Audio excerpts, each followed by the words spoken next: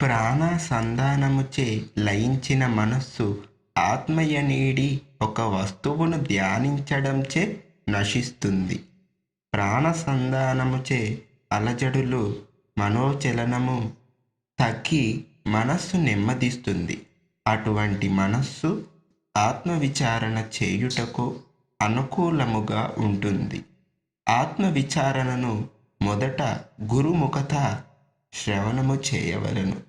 శ్రవణము చేసిన జ్ఞానముపై సంశయములు అన్నీ తొలగి స్థిరమైన నిశ్చితమైన అభిప్రాయము లేక నిర్ణయము ఏర్పడు వరకు మననము చేయవలెను.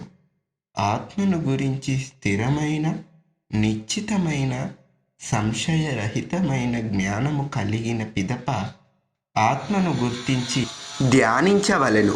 అప్పుడు మనస్సు తనకు ఆధారమైన ఆత్మను గుర్తించి అదే నేను అన్న భావన యందు నిలిచిపోవుట ద్వారా నశిస్తుంది.